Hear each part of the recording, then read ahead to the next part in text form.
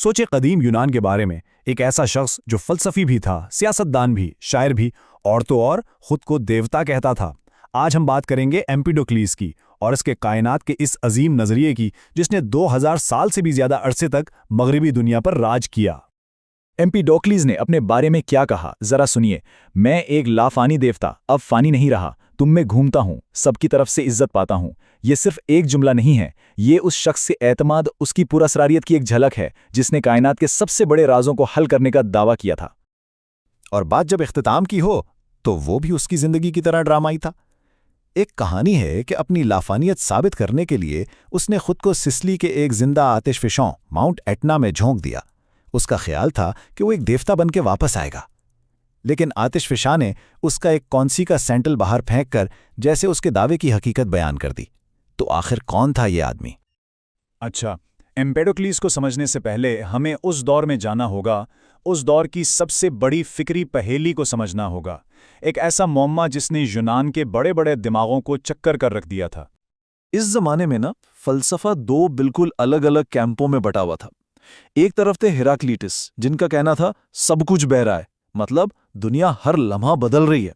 और दूसरी तरफ थे पारामिनीडीज, जो कहते थे कि तब्दीली तो बस एक धोखा है।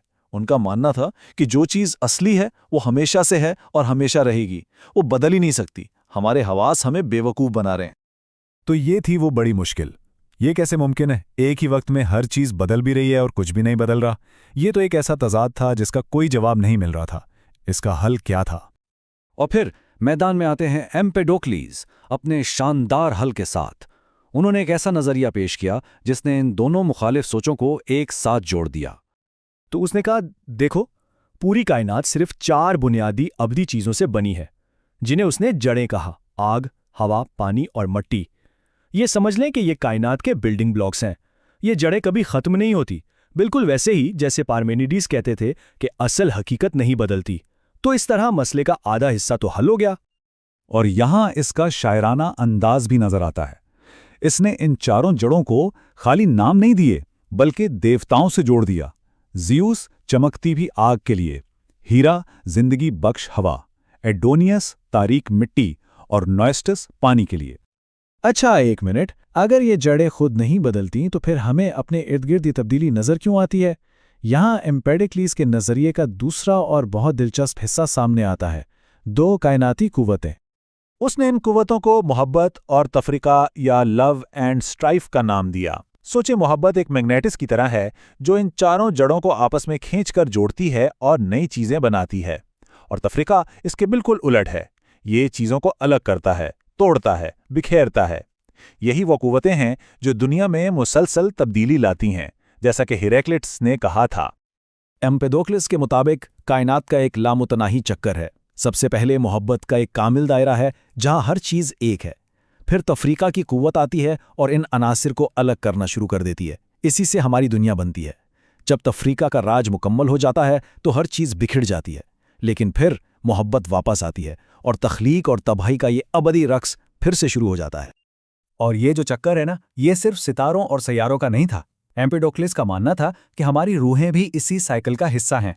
जैसा कि उसने खुद लिखा, क्योंकि इससे पहले मैं एक बार लड़का और एक लड़की और एक पौधा और एक परिंदा और समंदर में एक तेज रफ्तार मछली पैदा हो चुका हूं। ये रूह के एक जिस्म से दूसरे जिस्म में सफर का तस्वुर था।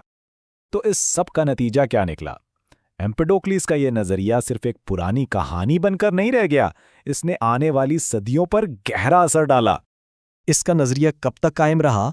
2000 साल। जी हां, 2000 साल से भी ज्यादा अरसे तक ये जो 4 अनासिर का नजरिया था ना, आग, हवा, पानी, मिट्टी, यही मगरिबी साइंस, फलसफे और यहां तक कि कीमियागरी की बुनियाद रहा।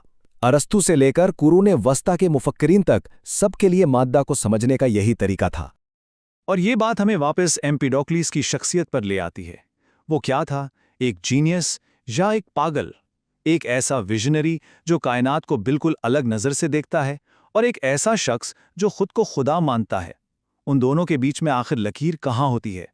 शायद उसकी यही पुरअसरारियत उसके नज़रियात को आज भी इतना दिलचस्प बनाती है। तो जो लोग दुनिया को एक नई नज़र से देखना चाहते हैं, तारीख, फलसफे और नफ्सियात के गहरे राजों को समझना चाहते हैं, वो बिल्कुल सही जगह पर हैं। डायलेक्टिक लेंस को सब्सक्राइब करें और आइए मिलकर सोचने का अंदाज बदलें।